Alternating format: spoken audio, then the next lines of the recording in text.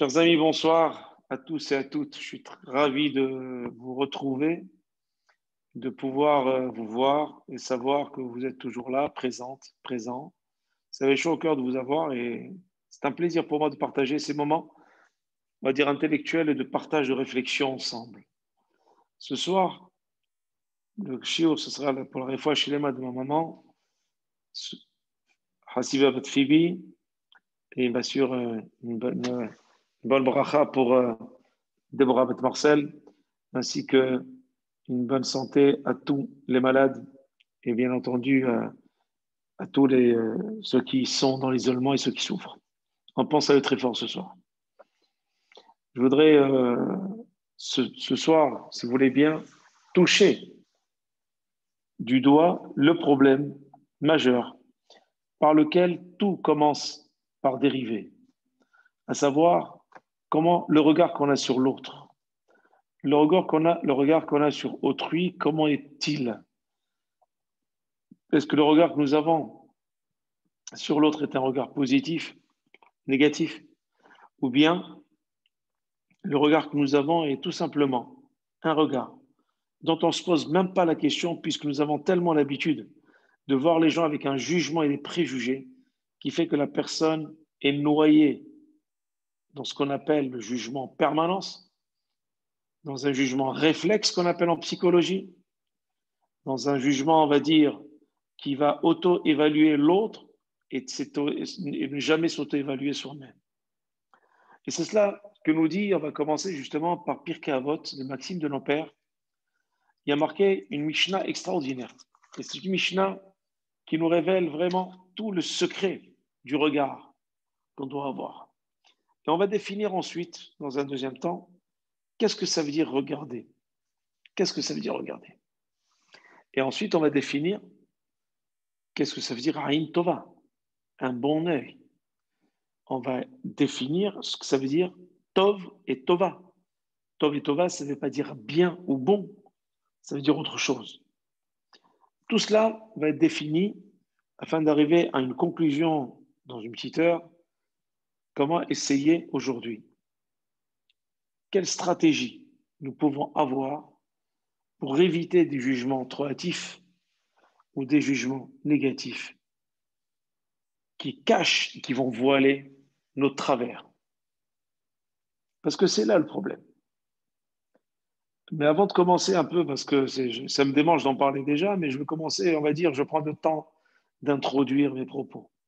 Vous savez très bien que moi j'aime bien provoquer les questions, provoquer la curiosité, provoquer quelquefois et choquer de temps en temps pour pouvoir arriver à une réponse qui puisse aplanir un petit peu les chocs et les étonnements des uns et des autres pour pouvoir comprendre véritablement que ce que je vais dire ce soir, d'abord je le dis à moi-même, ensuite je vous le dis à vous, et ensuite à vous de le transmettre parce que véritablement, c'est là le problème majeur de notre société. C'est lorsqu'on arrive à avoir un regard qui est un regard biaisé d'autrui, ça va générer des catastrophes qui vont arriver à des conséquences qui nous amènent à ce que nous vivons aujourd'hui. Jusqu'à aujourd'hui, on a parlé de ce qui vient bien après celui qui a celui qui a un regard négatif. Mais nous, aujourd'hui, ce soir, j'ai choisi, et je vous promets que d'une semaine à l'autre, je réfléchis au titre de la prochaine conférence, pour vous dire que dès à présent, je réfléchis déjà à la semaine prochaine, parce que le titre et le sujet et la thématique est tellement primordiale et importante, et de nous permettre de nous amender, on va dire, et de nous faire avancer, de nous faire évoluer dans un schéma évolutif permanent et qui doit nous apporter quelque chose pour nous construire et pour notre édification personnelle. Donc ce soir, je voudrais commencer par une Mishnah, c'est la Mishnah 13, du chapitre 2 de Avot, de Maxime de Nompère. Cette Mishnah nous dit c'est Ezori derech Yeshara. C'est la Mishnah qui nous dit, vous savez très bien que lorsque dans une Mishnah, il n'y a pas de nom, c'est pas qui a écrit cette Mishnah, alors automatiquement, on préconise que la Mishnah a été écrite par le rédacteur de la Mishnah qui s'appelle Rabbi Yehuda Hanassi, qui était le prince de la Torah, à la dernière génération de la Mishnah. C'est lui qui a compilé la Mishnah, c'est lui qui a clôturé et écrit, a mis par écrit la Mishnah, parce qu'au départ, on étudiait à l'oral, mais étant donné que le Beth Amikdash a été détruit, le deuxième Beth Amikdash, de peur que la Torah soit oubliée, plus grands tzadikim ont pris l'initiative de mettre par écrit tout ce qui a été enseigné à l'oral pendant des générations, afin que la Torah ne soit pas oubliée ni perdue. Deuxième raison, c'est parce que le niveau baissait, et donc la mémorisation aussi manquait, et on risquait de perdre tout ce dont on a, toute la richesse qui était avant la Mishnah. Et grâce à Rabbi Yehuda Hanassi, nous avons aujourd'hui les Mishnayot, nous avons des dizaines de milliers de Mishnayot, grâce à Rabbi Yehuda Hanassi, qui sont les bases mêmes de notre Talmud de la Gemara, et qui vont aboutir à la Halacha, au Shulchan Aruch, etc. jusqu'à aujourd'hui. Donc imaginez le travail colossal qu'a fait Rabbi Yehuda Hanassi. Et lorsqu'on dit Mishnah, il n'y a pas de nom au départ, on ne sait pas qui parle, on sait que c'est Rabbi Yehuda Hanassi qui parle. Donc cette Mishnah commence par Amar Lahem, il leur a dit. Donc il en sait qui c'est, Rabbi Yehuda Hanassi, il leur dit la chose suivante. C'est ou ezoi derech eshara. Sortez dans la vie, sortez en société. Allez chercher quel est véritablement le bon chemin, le chemin juste. Chez Dabek Adam, que l'homme doit aller pour adhérer complètement ou acquérir ou intégrer dans sa vie. Alors il y a une discussion. Alors puisque le souci majeur d'un homme dans la vie, c'est d'aller rechercher la vérité dans le monde. Les gens vont chercher la vérité ailleurs, croyant que c'est la vérité. Mais finalement, la vérité, elle est dans la Torah. Mais est-ce qu'on a cherché dans la Torah pour savoir où se trouve la vérité? Non, parce qu'elle s'y trouve dans la Torah. C'est comme quelqu'un qui veut chercher un billet de 500 € qu'il a perdu, mais le billet de 500, le rabbin lui a gardé dans les poches des téphilines. Et voilà qu'il le cherche pendant des années, depuis la bar mitzvah. Le jour de son mariage, il sort les téphilines, le talit et les téphilines pour porter au moins une fois pendant le mariage. Il retrouve les 500 €. Le rabbin lui dit, tu n'as pas trouvé les 500 €? Il lui dit, mais c'est pas possible. Il dit, c'est simple, parce que depuis la bar mitzvah jusqu'au mariage, tu n'as jamais ouvert ton talit et tes téphilines. C'est cela. On va chercher le émet, la vérité, on le cherche dans le monde entier. On va voir le Dalai Lama, on va voir les bouddhistes, la zénitude, on va voir les chrétiens, l'islam, on va voir n'importe quoi. On va voir le bio, on va tout voir. Les écolos, on va voir les philosophes, les intellos, tout ce qui est haut. Et finalement, tout se trouve dans la Torah. Mais le problème, c'est comme il n'a jamais ouvert un livre de Torah, comme celui qui n'a jamais ouvert cette filine, il ne peut pas trouver le joyau qui est à l'intérieur. Il ne peut pas voir où se trouve le Emet. Alors la Mishnah nous explique, nous transmet, nous enseigne. Elle nous dit, Ezoi derech eshara. Les questions que tu dois te poser, cher ami, quand tu commences à avoir la capacité, les compétences de réflexion, et chacun là, à un certain âge, il vaut mieux l'avoir le plus tôt possible. Il y en a qui l'ont à 9 ans, 8 ans déjà. Il y en a qui ne l'ont pas à 15 ans. Mais ceux qui ont la chance de l'avoir très tôt, ils doivent se poser la question, quel est le chemin que je vais emprunter pour pouvoir me confronter à la société et à la vie? Alors, il y a une grosse discussion.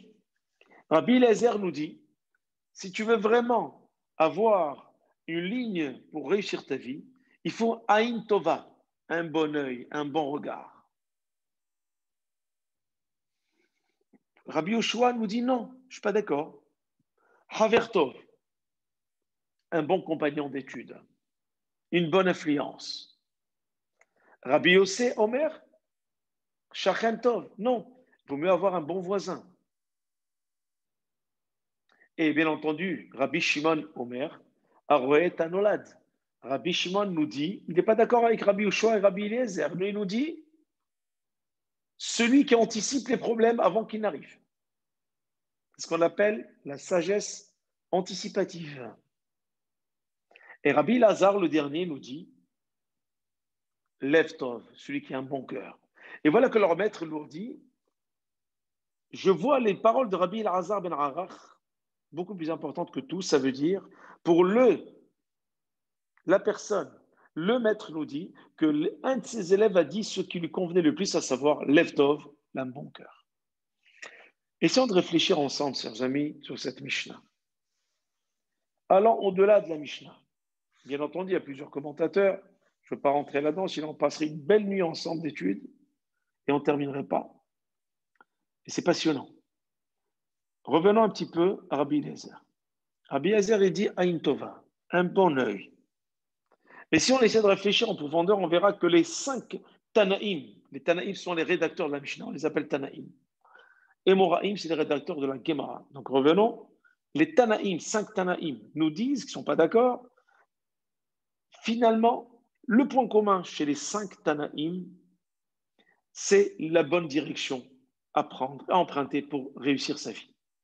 Mais les Tanaïm nous disent aussi Aïn Tova, un bon œil.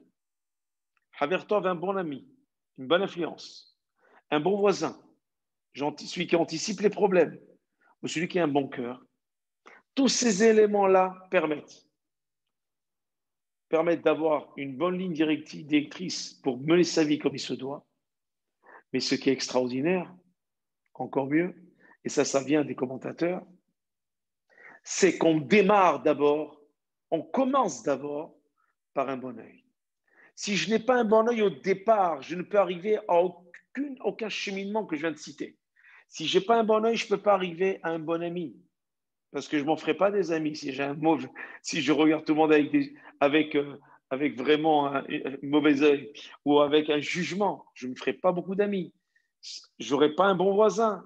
Tout le monde chercherait à s'écarter de moi. Je ferai le vide autour de moi. Je ne serai pas capable d'anticiper les problèmes majeurs puisque je suis en train d'en créer.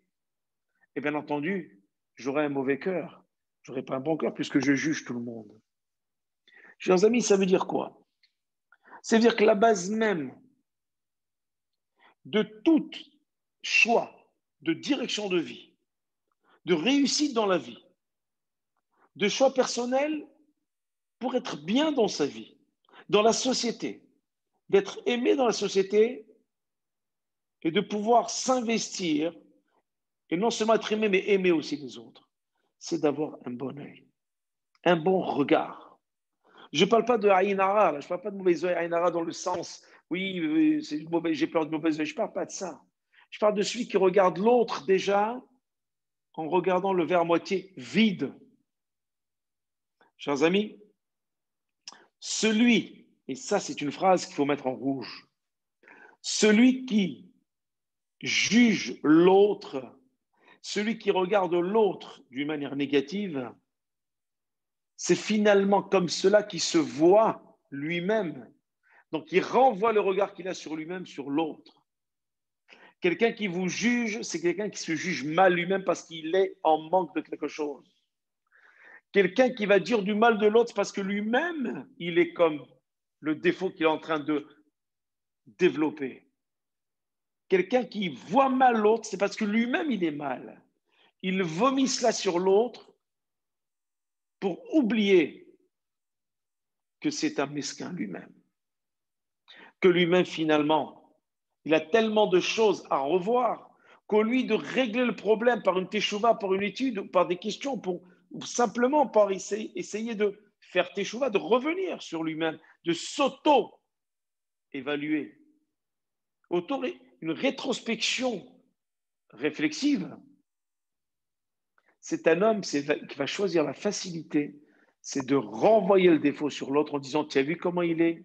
Il est comme ci, comme ça. Finalement, c'est lui qui est comme ça. Pourquoi? Parce que ça assouplit mon problème et ça anesthésie mes ressentis. Mais l'anesthésie, elle est de courte durée. Une fois que j'ai terminé de vomir sur l'autre et que finalement, l'autre n'est plus là, il est parti, voilà, il a supporté ce que j'ai fait. Et donc, cet autre-là s'est débarrassé de ce chancre qui n'arrête pas de parler du mal de lui ou de le regarder mal. Il revient vers son problème, il se retrouve complètement morveux en se disant non seulement j'ai ce problème, maintenant j'ai des amis en moins et une réputation catastrophique. Chers amis, qu'est-ce que ça veut dire Aïn Tova? Ça veut dire quoi Tov? Dans le langage de la Torah, la Torah comment elle s'appelle? La Torah s'appelle Tov. Qu'il écart Tov natati lachem torati al ta'ozovu. Je t'ai donné une belle Torah. Je t'ai donné de belles paroles. Torati al ta'azov, ou ma Torah, ne l'abandonnez pas. Ça veut dire quoi, Tov? Ça veut dire que si je vois par Aïn Tov, ça veut dire que mon œil est imbibé de larmes de Torah. C'est ce qui permet à ma rétine de pouvoir évoluer, de pouvoir regarder. Ces larmes de Torah-là, qui permettent justement aux paupières de pouvoir laver cet œil pour pouvoir voir d'une manière positive. Alors à ce moment-là, ce sont des larmes de la Torah, ce sont des yeux de la Torah. Ce qui veut dire qu'une personne qui juge, c'est une personne qui est orpheline de Torah. Une personne, même si elle étudie, mais elle tombe dans ce qu'on appelle dans le jugement, qu'elle tombe dans le, comment dire, dans le fait de tailler des vestes aux autres, alors toute sa Torah ne vaut strictement plus rien. Pourquoi? Parce qu'elle n'est pas dans le Tov. Et la Tov égale la Torah. Deuxième commentaire. Tov égale, dans le langage de la Kabbalah, Tov veut dire complet. Si, complet. Si je ne sais pas voir le bien de l'autre, c'est que moi je suis incomplet. Si je suis incomplet, je veux dire que l'autre l'est aussi. Si l'autre l'est aussi, c'est parce que moi je le suis, mais lui il ne l'est pas. C'est moi qui suis incomplet. Incomplet de quoi? Je suis dépourvu de qualité, dépourvu de Torah. J'ai un manque. Et cette souffrance du manque, au lieu de régler le problème, je vais me venger sur l'autre qui, somme toute, ne m'a jamais rien fait. Mais ça me permet un petit peu de m'oublier et de faire passer le regard des autres sur l'autre et pas sur moi. Chers amis, ça c'est quelque chose qui se fait en quelques secondes, que j'ai expliqué en plusieurs minutes. C'est un réflexe qui est chez l'homme. Ce réflexe, il faut le briser. C'est ce que nous dit la Mishnah. Aïn Tova. Celui qui n'a pas Aïn Tova, c'est quelqu'un qui va vivre dans la misère et dans le malheur. Pourquoi? Parce qu'il sera toujours malheureux, en manque de quelque chose. Il sera obligé de taper un souffre-douleur pour pouvoir exister. Mais une fois que le souffre-douleur sera passé, il n'existera plus. Il devra chercher encore, il sera destructeur. C'est pour cela que la deuxième Mishnah maintenant, Yud Dalet, nous va encore plus loin. Le même Rabbi Udanassi nous dit, Tseo, sortez en société et allez chercher. Ezoi derech ra'a shitrachek mimena adam. Quel est le mauvais chemin que l'homme doit s'en éloigner? Rabbi Eliezer, qu'est-ce qu'il nous dit? Un mauvais œil. Aïn ra'a. Quelqu'un qui voit l'autre négativement. Rabbi Yoshua dit un mauvais ami. Rabbi Yossi Omer, un mauvais voisin. Rabbi Shimon Omer, un lové veno meshalem, celui qui emprunte de l'argent mais qui ne rembourse pas. Et Chadalové minadam, qui lové minamakom, celui qui emprunte de l'argent chez l'homme, c'est comme s'il empruntait chez Hachem. Et Rabbi Lazare, qu'est-ce qu'il nous dit? Celui qui a un mauvais cœur. Et somme toute, à quoi leur maître va s'accrocher? Il va s'accrocher à la finalité, à la conclusion, à savoir ou le bon cœur ou le mauvais cœur. Mais nous, ce soir, on va s'attacher au départ. Qu'est-ce qui provoque le mauvais cœur et qu'est-ce qui provoque le bon cœur? C'est quel regard nous avons sur les autres, quel regard nous avons sur le monde, quel regard nous avons sur les faits, sur l'actualité, sur ce qui se passe dans le monde. J'ai choisi ce titre, chers amis, parce qu'aujourd'hui, à la minute où je vous parle, les nouvelles repartent vers le sombre. Et vous le savez, après les fêtes, ils vont reconfiner, et en Israël, ils vont rajouter encore des trucs, et là, on ne sait pas comment ça va se passer, et il a muté, et pas muté, etc. etc. L'homme, avec tous les Dvar Torah qu'il a entendus, on est en train de lui faire quoi? On est en train de lui dire, écoute, regarde le monde, il ne va pas du tout, hein, ça ne va pas du tout. Donc, on va le rendre encore tout mal. Tout ce que tu vois, c'est mal. Parce que l'homme, lorsqu'il a une mauvaise nouvelle, une seule, il est dans un carcan de mal. Il ne sait pas faire la différence.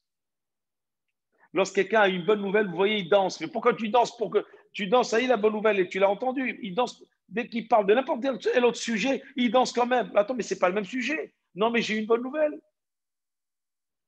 Pourquoi? Parce que ça associe tout ce qui va se passer derrière.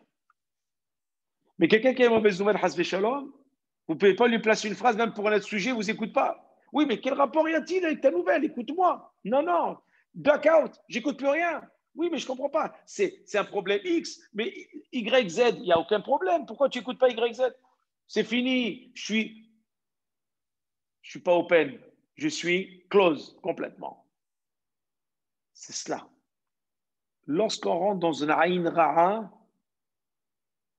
lorsqu'on rentre véritablement dans un regard négatif, alors c'est toute la vie entière et tout ce que je vais entendre et tout ce que je vais engendrer, les personnes qui vivront autour de moi seront véritablement dans la douleur et dans la souffrance.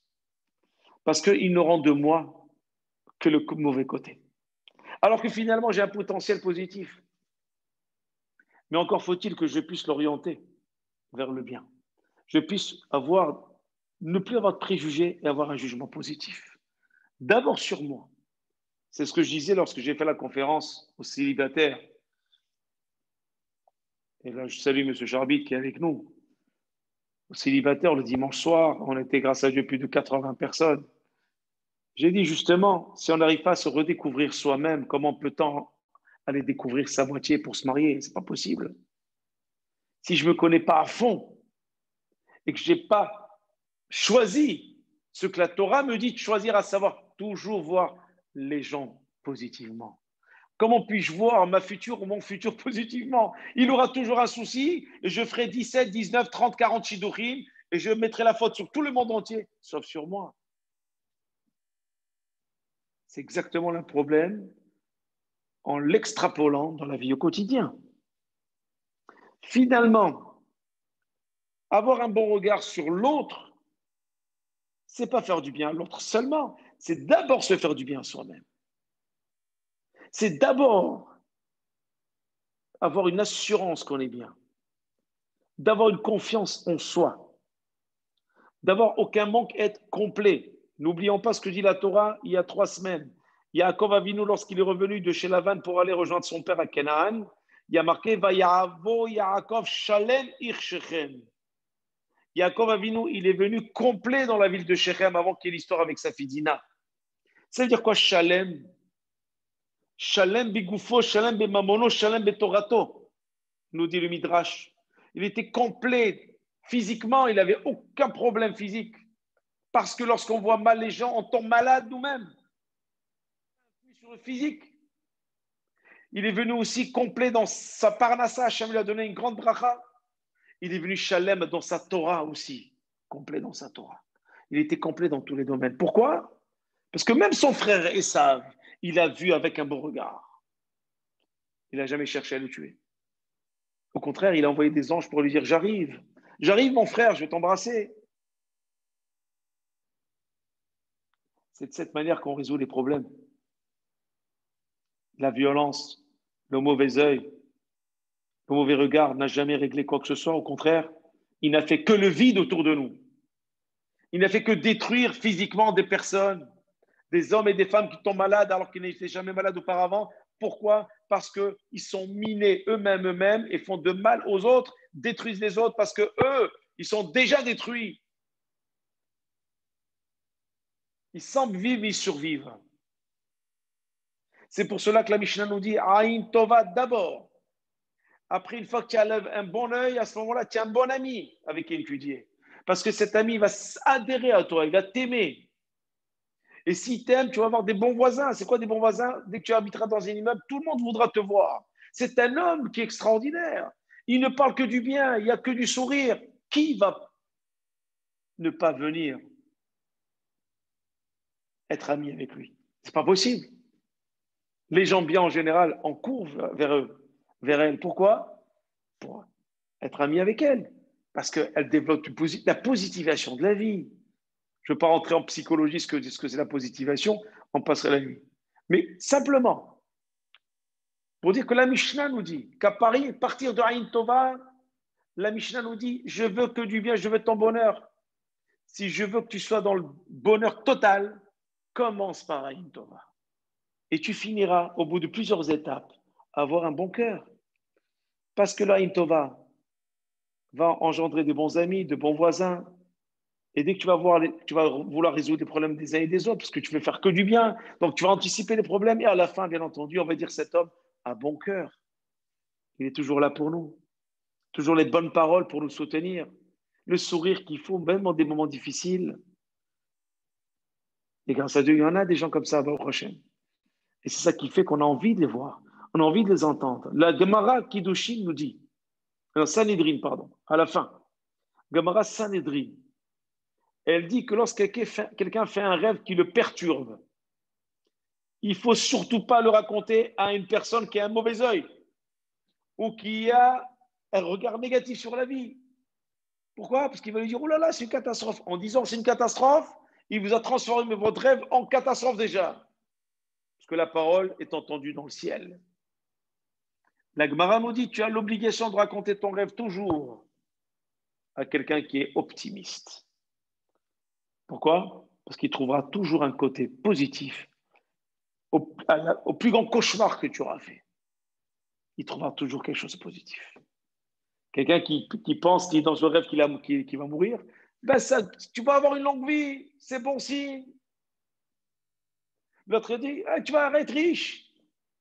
Ah, tu as fait un rêve, tu étais avec plusieurs enfants, ben, tu vas avoir des enfants, une grande famille. Tu es arrivé de Miss France, eh ben, tu vas avoir une femme, allez, qu'elle sera Miss France, Miss Torah totale. Elle va te faire ce qu'il faut pour Shabbat et Yom Tov et la semaine. Extraordinaire. C'est-à-dire qu'il y aura toujours un mot positif qui va faire que ce rêve-là va prendre une connotation dans le ciel positif. Si la Gemara nous dit cela, chers amis, dans Sanhedrin, c'est que véritablement, on recherche les gens optimistes et les gens qui parlent bien. On recherche Aïn Tova, on recherche le bon regard. Et vous savez très bien que lorsqu'on veut rencontrer quelqu'un, ça commence toujours, toujours, toujours par le regard. Mais une fois que le regard plaît, vous avez remarqué, je suis en train de parler de la psychologie vraiment cognitive là en ce moment, c'est plutôt universitaire, mais c'est pas grave. Lorsque vous regardez quelqu'un, je parle un peu s'il y a des célibataires et que voilà, lorsqu'on regarde quelqu'un qui nous plaît, le regard déjà c'est flash, ça cartonne déjà.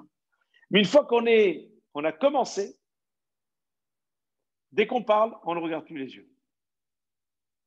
Regardez bien, faites attention quand vous parlez à quelqu'un, vous ne regardez plus ses yeux. De temps en temps, mais ça bascule sur les lèvres parce qu'on doit voir ce qu'il dit. Voir ce qu'il dit. C'est pour ça, d'ailleurs, dès qu'on parle, le son ne suffit pas. On baisse le masque. Il faut parler. Vous avez remarqué? Pourquoi? Parce qu'il faut que je vois un petit peu les lèvres. Oui, mais tu entends? Non, non. Ça fait partie du cognitif. Vous voyez ce que je veux dire? C'est comme ça que ça marche. Le premier regard, et ensuite, on regarde les lèvres pour voir la communication, comment elle passe. Mais le regard est important. Lorsqu'on a un regard, vraiment, d'ailleurs, le regard fait que si je suis énervé ou pas, on le voit dans le regard. Pas besoin de mots. C'est pour ça qu'on dit, mais pourquoi tu fais les gros yeux? Et quand on est fatigué, pourquoi tu as les petits yeux? Et dès qu'on est heureux, tes yeux resplendissent le bonheur. Tout est dans le regard, chers amis. Alors, véritablement, l'effet miroir avec le ciel se fait facilement. Comme on regarde les gens, comme on regarde autrui, Akadosh Baruch Hu nous regarde de la même manière. Alors imaginez celui qui regarde de travers tout le monde, en les jugeant, etc. Akadosh Baruch Hu, il le regarde de la même manière. Toi, tu veux juger des gens, est-ce que tu es Hachem? Toi, tu t'y mets à ma place, moi je vais te juger, tu vas voir. Moi aussi, je vais m'occuper de toi. Toi, tu n'es pas Akadosh Baruch Hu. Occupe-toi de toi. Donne du bonheur aux gens autour de toi, c'est suffisant. Maintenant, j'aimerais parler un peu pur psycho maintenant. Et je vais rebondir après en Torah, si vous permettez. Vous avez remarqué que je jongle pour vous montrer justement que la Torah est tellement magnifique, qu'il y a tout. À fort bas, va à fort bas, des là-bas, mettez-la à l'envers la Torah, mettez-la à l'endroit, il y a tout dans la Torah. Alors, la question que je vais vous poser, la problématique, pourquoi juge-t-on? Pourquoi je juge? Avant de passer en psycho, je voudrais une question dans la Gemara. Ça me vient à l'esprit. La Gemara nous dit, pourquoi Hachem nous dit d'avoir un bon regard? Pourquoi Hachem me dit, il faut bien juger? Pourquoi Hachem ne me demande pas, ne juge pas du tout, et c'est réglé? Pourquoi il me dit, il faut bien juger? Demande-moi de ne pas juger du tout. C'est plus facile. Le jugement est intrinsèque à la personne. En le veuille ou non, la nature même de l'homme a un réflexe de jugement automatique. Pourquoi? Parce que lorsque je regarde quelqu'un, même si je ne dis pas un mot, je le juge. Je vois quelqu'un qui est bien sapé, bien habillé, mal habillé, je dis rien. C'est au-dessus de nos forces. Tout de suite, ah, bien, joli, moche, pas bien. On le pense. On ne le dit pas, mais on le pense. C'est automatique. C'est automatique, qu'on le veuille ou non. Qu'on le veuille ou non. Il est belles chaussures. Ah, mais même si on ne le dit pas, ça rentre, ça traverse l'esprit. Ou l'autre, il dit, il crie un peu trop. Ah, lui, il rigole un peu trop, etc. Mais on ne le dit pas. Mais après, on dit, mais attends, mais c'est pas mon problème. Je suis en train de juger là. Mais d'une manière automatique, à la seconde, ça se fait. Qu'on le veuille ou non. Ça peut durer 4 secondes et ça se fait. Qu'on le veuille ou non. C'est comme ça. Alors, le jugement est quelque chose de, on va dire, d'automatique, d'inévitable, d'irréversible. Par contre, Hachem nous demande, étant donné que c'est dans ta nature, je te demande de juger favorablement. C'est ce qu'on appelle Eve Dan et Adam, les kaf zechut. Juge l'homme favorablement. Toujours. Et combien de fois, on juge des fois des gens, après dès qu'ils nous racontent l'histoire de ce qui s'est passé vraiment, on s'excuse parce que si on avait la teneur de l'histoire, on n'aurait pas dit un seul mot. Maintenant, revenons. Après, on reviendra sur cette thématique à la fin. Revenons à la question que j'ai posée en psycho. Pourquoi juge-t-on? Pourquoi juge-t-on? Avant tout, avant de commencer de parler pourquoi on juge, j'aimerais, avec votre permission, rappeler l'importance du jugement social. En psychologie, on appelle ça un jugement social. Pourquoi? Parce que social, ça veut dire qu'on est déjà deux. Être en société, c'est plus que un. On est déjà en société. Donc, le jugement social, juger dans un contexte social, en psycho, nous dit, ça sert à quoi? À distinguer soi de l'autre en identifiant nos ressemblances et nos différences. Autrement, tout jugement sur l'autre est relatif à soi. C'est-à-dire, moi, je vais juger telle personne, Réhouven, d'une manière, mon voisin va le juger d'une autre manière, parce que c'est relatif à lui-même. Comme je l'ai dit tout à l'heure, c'est relatif à ses problématiques personnelles. Donc, si c'est relatif à ses problématiques personnelles, je vais le juger selon mes problématiques. Donc, celui qui juge tel autre stupide, par exemple, ne fait que le distinguer par rapport à soi, puisque lui, il se juge plus intelligent. Il est stupide, celui-là. Non, il n'est pas stupide. C'est que toi, tu penses que c'est plus intelligent que lui. En le jugeant, tu te prends pour quelqu'un de plus intelligent que lui.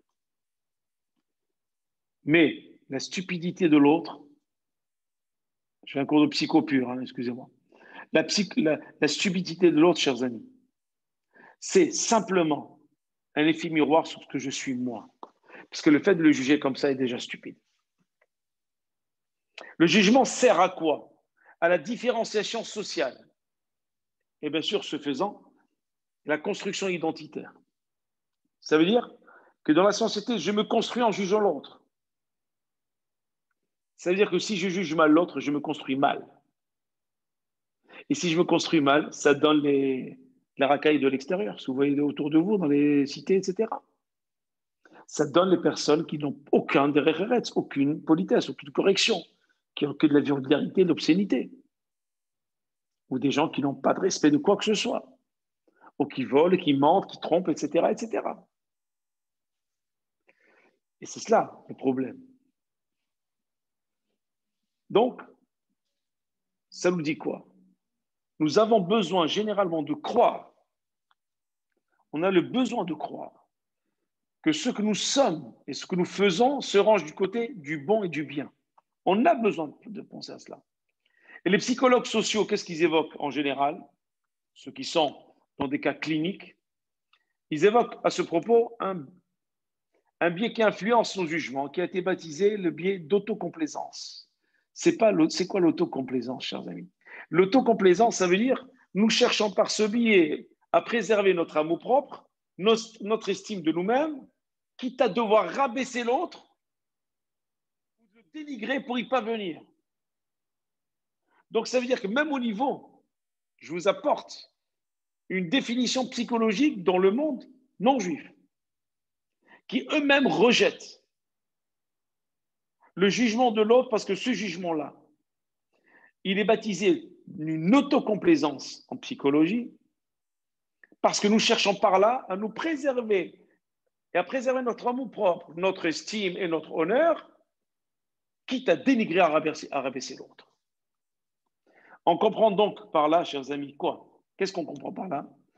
Qu'un jugement négatif aide la personne qui l'aimait à se sentir bien ou mieux avec elle-même. C'est bien cela, c'est ce qu'elle pense, elle. Mais cet effet n'est qu'illusoire, éphémère, chers amis, éphémère, passager. C'est ce que j'ai qualifié tout à l'heure d'une anesthésie temporaire. Et en tout cas, très court terme. Et le boomerang lui revient à la figure. Il peut revenir par différents moyens vers sa source et causer au final beaucoup plus de dégâts que l'effet positif initial. Pourquoi? Parce que tout simplement, une fois que l'anesthésie est passée, que j'ai bien dénigré l'autre pour essayer d'oublier que moi je suis un moins que rien, le moins que rien que je vais ressentir va revenir à la figure et va me faire un effet négatif. Alors qu'au début, croyant que ça me ferait un effet positif, mais finalement, ça va me détruire. Si ça me détruit encore une fois, j'ai deux solutions. Ou je fais teshuva. Et à ce moment-là, je me pose des bonnes questions pour essayer de revenir vers moi. C'est quand teshuva, c'est revenir, retour. La chouve, c'est revenir. Revenir vers qui? Vers Hachem. Mais pour revenir vers Hachem, reviens vers toi, réfléchir sur toi, réfléchir sur toi-même. Et si tu retournes vers toi-même, tu vas rencontrer Akadosh Baruch Hu. Parce que tu vas devenir humble. Et c'est que par le biais de l'humilité, que tu peux revenir vers Akadosh Baruch Hu. L'orgueil, tous les passages sont fermés pour arriver à Hachem. Par l'orgueil. L'orgueil empêche le passage pour arriver à Akadosh Baruch Hu. Donc, on est dans le biais d'autocomplaisance, n'est-ce pas? On en est resté là. Ce qui veut dire que le biais d'autocomplaisance n'est qu'un biais parmi d'autres qui influencent, sans que nous en soyons conscients, nos propres jugements. Nous avons donc toutes les raisons de nous en méfier et d'éviter de nous en éloigner, sans compter que nos jugements, qu'on pense être des bons jugements, alors que nous sommes totalement dans le dénigrement de l'autre, ont en outre la surprenante capacité non seulement de générer la propre confirmation comme quoi ils sont bien, mais que finalement, ça termine par ce qu'on appelle un dénigrement de sa personne elle-même. Voilà pourquoi il y a des stratégies pour éviter les jugements trop hâtifs ou des jugements négatifs. Il y a des stratégies. Encore 5 minutes de psycho, je reviens à la Torah. Parce que vous allez voir pourquoi je parle de cela. Parce que finalement, la Torah, tout ce que j'ai dit, tout ce que je viens de vous dire en psycho, je vous l'ai déjà dit dans la Mishnah. La Mishnah, les psychologues parlent de cela, le psychanalyste parle de cela en des centaines et des centaines de lignes. La Mishnah, elle en parle en 4 lignes. Pourquoi? Parce que la Mishnah, c'est de la concentrée de puissance d'enseignement. Et donc, ce soir, on va essayer de mettre en place quelques stratégies. Vous savez très bien, moi, je suis du concret. Stratégies pour éviter des jugements négatifs sur l'autre. Et après, on va arriver en conclusion à la Torah. Puisque ce qu'on va dire en psycho, c'est déjà écrit dans la Torah. Vous savez, coopérer avec les autres, ça veut dire se confronter à un autre, nous renvoie inévitablement à nos questions identitaires, personnelles. Si je vis seul, je ne peux jamais poser de questions. Si je vis avec l'autre, je reviens à mes questions identitaires. Ça veut dire que je me pose des questions. Pourquoi? Parce que l'autre provoque ces questions.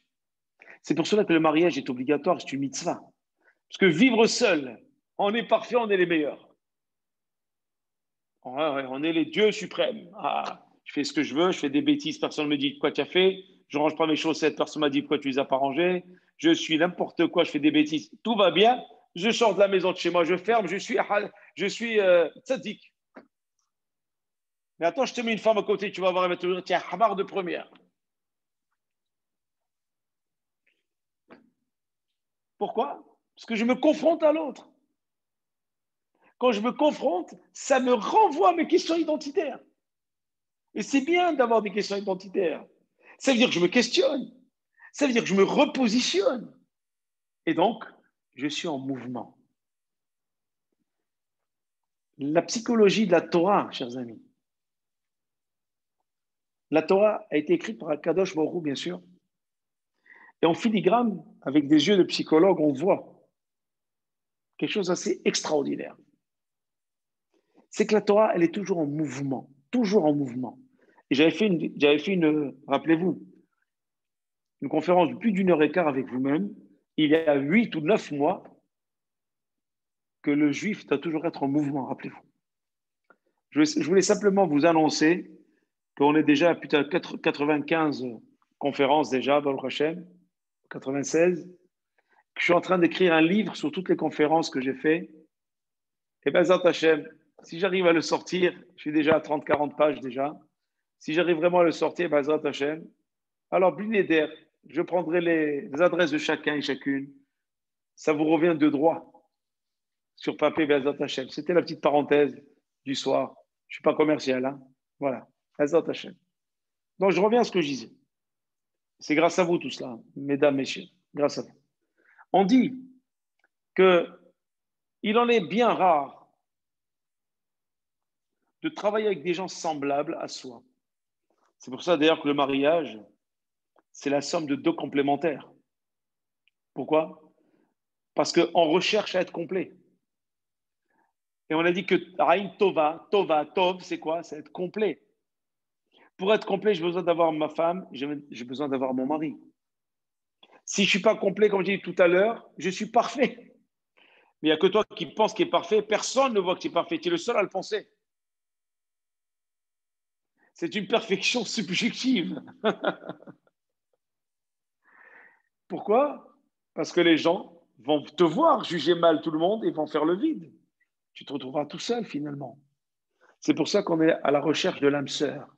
Ce n'est pas à l'identique, à la complémentarité. C'est la différence qui fait le grand amour. Parce que malgré nos différences, on se respecte. Respecter l'identique, ce n'est pas du respect. Je me respecte moi-même puisqu'elle est comme moi. Je cherche une femme comme moi. On va dire, elle est ordonnée, je suis ordonné. Il n'y a pas de problème, vous êtes ordonnés tous les deux. Quel est le challenge? Il n'y a pas de défi là. Il n'y a aucun défi. Elle est gentille, tu es gentil, c'est bien. Parfait. Mais dans un couple, il y a un défi. Dans la vie, il y a un défi. C'est la complémentarité qui fait le défi. Parce que elle et moi, on va avoir des choses à apporter.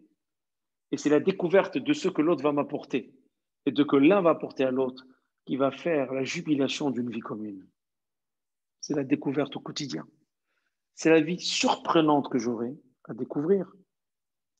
Et c'est cela qui fait que la différence fait que je vais me poser les bonnes questions pour essayer d'être au top avec l'autre. Parce que le couple, c'est une mini-société, micro-société. Je me confronte à l'autre. Dans une société, c'est minimum deux. À plus forte, ça c'est sous le même toit. À plus forte raison lorsque j'ai des personnes extérieures que je vois de temps à autre et que je ne dois pas blesser, que je tombe dans des avérotes terribles après. Blessé, vexé, la shonara et tout le reste. Comme je vous l'ai dit, ça démarre par le regard. Alors voilà pourquoi, chers amis, on dit qu'il est bien rare de travailler avec des gens semblables à soi en tout point. On dit que telle personne nous semblera travailler vite, tandis qu'une autre nous apparaîtra très lente. Telle personne nous semblera comprendre rapidement nos demandes, tandis qu'un autre paraîtra avoir des difficultés pour y arriver. Dans le cadre d'une coopération, de tel jugement afflue dans notre esprit, tellement jugement dans notre esprit. Comme éviter alors qu'ils nous conduisent peu à s'éloigner des autres, au point de ne plus avoir envie de faire d'efforts à la fin. Et même ne plus avoir envie de travailler avec eux. Pourquoi? Parce que lui, il va pas trop vite. Lui, il est trop lent. Lui, il est un peu paresseux. Lui, il est pas aussi. À ce moment-là, c'est plus possible. Même dans le cadre professionnel, ce serait invivable. Donc, je suis en train de vous définir tous les cas de figure de celui qui juge mal pour vous faire comprendre que dans tous les domaines, cette personne va se faire rejeter par tout le monde et donc rester seule pour revenir sur elle-même et voir combien elle est incomplète et complètement moins que rien. Pour répondre à ces questions, à ces réflexions, deux approches complémentaires nous semblent nécessaires. L'une relève de l'individu lui-même et se traduit par les 5 premières stratégies présentées dans la suite. On va voir tout à l'heure. Il y a 5 stratégies que je vais vous donner tout à l'heure, très rapidement, parce qu'il est déjà 22h20. Et l'autre relève du management et se traduit par la 6e. Il y a 5 et la 6e, c'est le management. Voyons voir ça en détail, les chers amis. Le premier, c'est le renforcement de la confiance en soi. Ça ne se décrète pas, vous savez ça. Ça prend du temps et ça exige surtout une approche progressive, la confiance en soi. Ça, c'est la première stratégie. Si on n'a pas de confiance en soi, on va bousiller tout le monde. Deuxième stratégie, il convient de développer une bonne connaissance de soi, comme j'ai dit, redécouvrir sa personne, en identifiant quoi, mais comment faire, avec la plus grande objectivité. Même s'il faut se faire aider par quelqu'un d'autre. Il faut identifier ses forces et ses faiblesses. Très important, ça c'est 2. 3, la confiance en soi s'appuie avant tout sur le choix de la redéfinition d'un environnement de travail dans lequel les forces identifiées pourront s'exprimer vraiment et qu'on cherchera à développer. Ça veut dire, je vais prendre les forces que j'ai en moi, je vais les remodeler pour les mettre en place dans ma vie. Parce que des fois, elles sont là, mais elles ne sont pas adaptables à ma vie. Alors, je vais les réadapter, les retravailler pour que mes forces puissent me servir dans ma vie. Et ces forces-là, si elles sont adaptées, travaillées, toilettées, pour qu'elles soient bien en place pour ma vie, je ne jugerai personne négativement. Parce que je suis en possession des forces. 4, la confiance en soi pourra en parallèle être renforcée par quoi? On en a parlé au numéro 1, ça. On peut la renforcer par le développement de compétences personnelles qui vont gommer des faiblesses identifiées, mais en sachant que toutes nos faiblesses ne peuvent disparaître. Il faut savoir que ça ne peut pas disparaître. On peut les mettre en sourdine, mais les faiblesses, elles sont là. Savoir que ces faiblesses sont toujours là, mais que je les mets en sourdine parce que je travaille sur moi, c'est un travail qui restera permanent et je ne baisserai jamais ma garde. Mais si je me dis un jour que mes faiblesses ont disparu, à ce moment-là, elles vont se renforcer et je vais aux abîmes. Les faiblesses ne disparaîtront jamais, mais je les travaille pour les anesthésier. 5e, le renforcement de la confiance en moi, en soi, exige ce qu'on appelle, vous savez, aujourd'hui, en ce moment, j'ai pas mal d'anciens élèves qui sont rentrés et je fais travailler un peu partout, dans le neurofeedback. C'est très à la mode. Alors là où je n'irai pas de neuro, je parlais du feedback. Alors, la confiance en soi, elle exige quoi? Un feedback bienveillant sur les résultats obtenus par mon action, parce que j'ai fait teshuva, j'ai travaillé, j'ai étudié. Maintenant, je fais mon feedback, je suis content. Et lorsque ces résultats s'ils ne sont pas à la hauteur des objectifs visés, il faut essayer de comprendre pourquoi. Mais s'ils sont à la hauteur, à ce moment-là, vous verrez que le regard va changer. D'une manière automatique à la seconde, le regard sur l'autre va changer. Donc, ça veut dire, en gros, S'efforcer de considérer les comportements d'autrui, je dis bien s'efforcer de considérer les comportements d'autrui de plusieurs perspectives, ça veut dire que je fais preuve d'empathie de l'autre. Pourquoi? Parce que j'ai détecté, identifié mes problèmes, mes faiblesses. J'ai travaillé ma confiance en moi. Mes faiblesses, je les mets en sourdine pour travailler mes forces. À ce moment-là, mon regard change et donc je fais preuve d'empathie avec les autres. Faire preuve d'empathie, c'est un très bon début pour être bien recherché par des amis, avoir de bons voisins, de bons amis et enfin un bon cœur. Ça veut dire que finalement, de manière générale, dès que quelque chose nous gêne chez autrui, il faudrait en premier lieu se demander s'il n'y a pas des circonstances qui pourraient justifier ses agissements à lui. Au lieu de le juger, je dis, mais pourquoi il fait ça? Peut-être qu'il a besoin d'aide. Cette voie d'interrogation n'est pas si simple chez tout le monde. Parce qu'on a tendance à être orgueilleux toujours, à dire, mais tu as vu comment il est? Minable ce type. Finalement, au lieu de dire ce mot minable ce type, dire, bah, attends, mais pourquoi fait-il cela? Il a peut-être un problème sous-jacent. Je vais lui parler. Qu'est-ce qui se passe? Tu as fait ici, mais est-ce que je peux t'aider? Il y a certainement une cause à cela. Pourquoi? Si je fais le travail avec lui de cette manière, c'est que je l'ai fait déjà sur moi. Et en le faisant, ce feedback sur moi, automatiquement, l'empathie que je vais avoir sur l'autre et le regard va me mener à avoir un autre discours et un autre regard sur lui. Et voilà pourquoi cette voie d'interrogation sur l'autre n'est pas si simple, car naturellement, une majorité d'entre nous, vous le savez très bien, on est tous des juges suprêmes, Baruch Hashem, privilégiés d'explication en termes de disposition interne, mais tu as vu celui-là, il est comme si, jugement, tout de suite. Mais le mieux encore est d'aller en parler directement avec lui, avec la personne. Dans ce cas, il faut faire preuve d'empathie, c'est-à-dire chercher à se mettre à sa place, à réfléchir à sa place, à voir quel a été son prérequis, son acquis antérieur, quelle vie a-t-il eu, de quelle famille sort-il, quels sont ses problèmes, qu'est-ce qu'il a vécu comme douleur, comme souffrance, comme épreuve, pour en arriver à ce mode de fonctionnement. Chercher à comprendre ses arguments en partant de l'hypothèse qu'il est aussi de bonne foi que soi. Il est de bonne foi, mais peut-être quelque chose qui ne va pas. Très souvent, on comprendra alors que ses agissements s'expliquent par un contexte particulier, un état ou un raisonnement particulier qu'il a eu dans une situation donnée, le pauvre dans sa vie. Plus que par des traits, alors qu'il a des traits de personnalité impeccables. Il a des qualités, il a des défauts comme tout le monde. Mais que s'il a des problèmes, c'est parce qu'il a des raisons valables de les avoir. Et donc, si je rentre un petit peu en empathie avec lui, et je rentre ce qu'on appelle dans la rhétorique et le questionnement, à ce moment-là, je suis dans le bon regard de l'autre. Et bien sûr,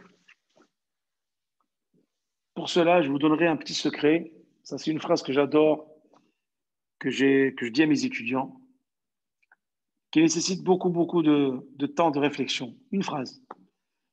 Je vais la dire très facilement. À vous d'y méditer. Débrancher son mental pour se concentrer sur son ressenti. Ça veut dire quoi? Ça veut dire que finalement, lorsque je reste sur mon mental,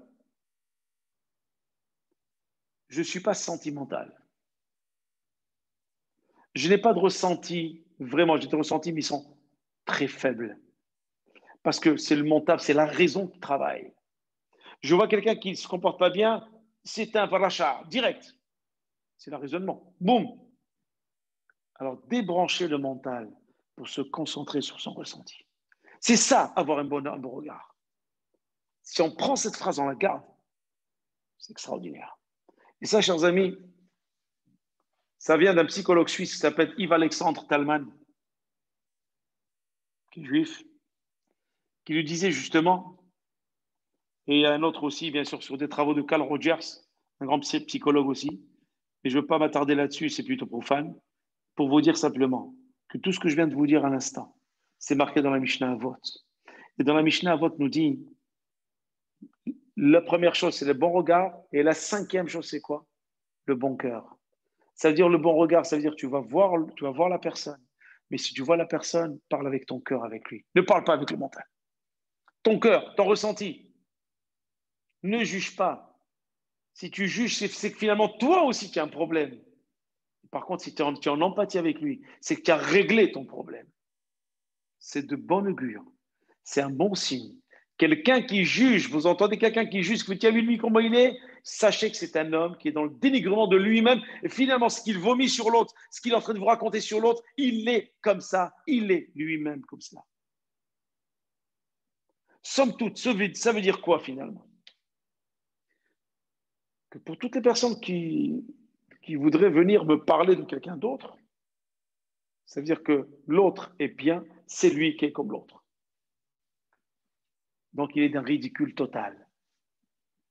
Ce qui veut dire que Aïn Tova permet à l'homme d'exister, permet à l'homme d'aider, permet aux Juifs d'être vraiment dans son chemin. Et la Torah nous dit, la Mishnah nous dit, quand tu sors dans la vie, quand tu grandis, ta première question, quel chemin je vais emprunter pour ma vie jusqu'à 120 ans? Quel est le chemin le plus balisé, le plus sécurisé que je vais choisir? Parce qu'une fois que je suis sur l'autoroute, j'y suis, il faut que je fonce. Parce qu'il y a marqué dans la paracha de Chokotai, Ibrokotai Telechu. Il y a marqué dans la paracha de Vayelech Moshe. On est toujours en train d'aller, de marcher. Comme on dit, Atikre halichot et la halachot, le matin. Donc, kavé à la fin de la fila du matin. Atikre halichot et la halachot, avant de faire Haïlou Shabbat. C'est-à-dire, ne dit pas le verbe marcher, mais dit des halachot, des lois. C'est-à-dire, le fait de marcher, ça veut dire que je vais dans les lois d'Akadosh Baruch Hu. C'est-à-dire que si quelque part, j'ai un mauvais regard sur l'autre, je stoppe ma marche. Parce que, au lieu d'évoluer moi-même, je suis en train de détruire l'autre, et donc moi-même, je donne matière à tout le monde d'identifier que moi j'ai un gros problème. Parce que ce que je sors de ma bouche, finalement, ce n'est pas l'autre, c'est moi. Regardez les tzadikim, est-ce qu'ils parlent du mal de quelqu'un? Est-ce qu'ils jugent quelqu'un? Le regard qu'ils ont sur les gens, même s'ils sont énervés, fatigués, impatients, même s'ils sont dénigrés, les vrais tzadikim, jamais vous les verrez ni en colère, ni dire des choses blessantes, ni juger quelqu'un. Sauf lorsqu'il s'agit de profanation du nom de Dieu, là, c'est pas pareil, c'est une exception. Pourquoi? Parce qu'ils se sont travaillés d'abord eux-mêmes. Chers amis, avoir un bon œil sur tout le monde, un bon regard, c'est parce que nous l'avons déjà sur nous-mêmes. Parce que nous nous regardons bien. Nous nous aimons bien. Nous sommes fiers de nous. Nous avons confiance en nous et en confiance à Hachem. Celui qui a confiance à Kadosh pour une confiance en lui-même, il a confiance au genre humain. Il a confiance en tout le monde. Et donc, il peut apporter que du positif. C'est pour cela, se mettre avec ces gens-là, c'est évoluer. Être un bon ami de ces gens-là, c'est évoluer. Un bon voisin, c'est évoluer.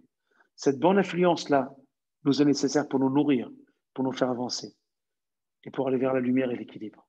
C'est ce que je vous souhaite, Be'ezrat Hashem, que ce regard vous liez en permanence, comme le regard que j'ai sur vous chaque mercredi soir, chaque vendredi, de bienveillance, d'amour, d'amitié, de compréhension et de bénédiction.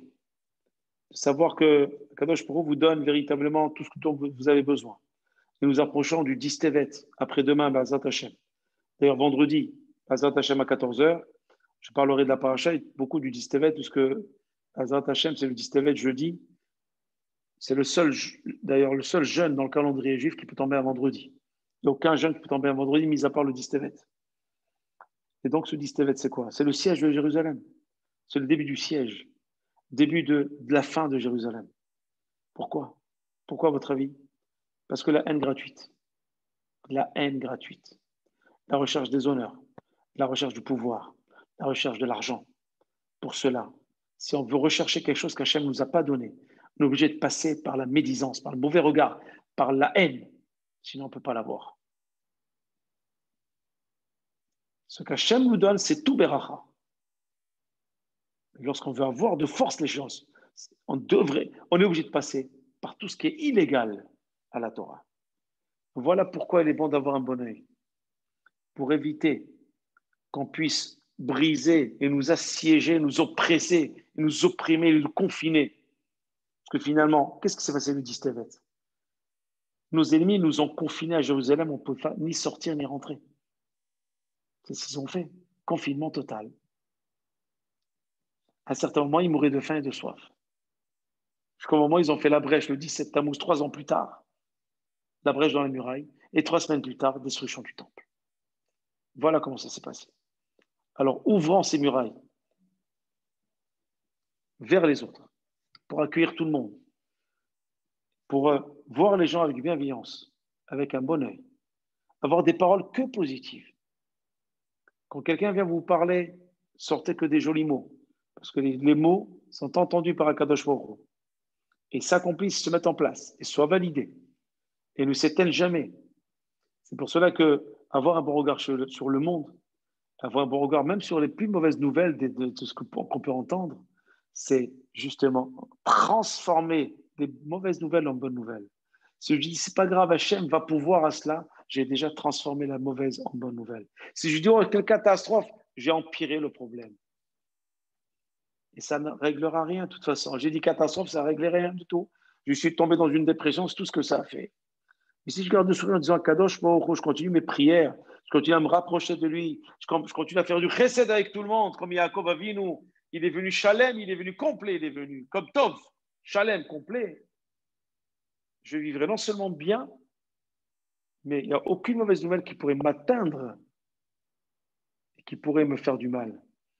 Donc voilà pourquoi, chers amis, on devrait tous avoir un bon œil, un bon regard sur la vie en général, parce que ça ne fera que du bien, un bon regard sur autrui, juger favorablement tout le monde, même si on a toutes les raisons de descendre les gens. Pas de vengeance. Regardez comment Yosef a fait faire Teshuvah à ses frères avec une diplomatie déconcertante, extraordinaire. Et je n'ai pas le temps d'en parler là ce soir. On peut agir de la même manière. On aura le titre de tzaddik aux yeux d'Akadosh Baruch Hu. Tzaddik, c'est celui qui est droit, c'est celui qui est juste, tzedek. La justice, c'est de donner la place à chaque humain, lui donner son respect à chaque humain et donner raison d'exister à chaque humain, comme nous, on a le loisir d'exister. Et bien, Zat Hashem, tous ensemble, on pourra assister à de très bonnes nouvelles, assister à la fin de toutes ces épreuves pour nous annoncer Mashiach, Tzidkenu, par la construction du Beth Amikdash, tous ensemble, Bimra, Biamenu, Amen et Amen. Merci de m'avoir écouté. J'espère que je n'ai pas été trop long, que ça a été bénéfique. Et voilà, on va rallumer les micros, chers amis.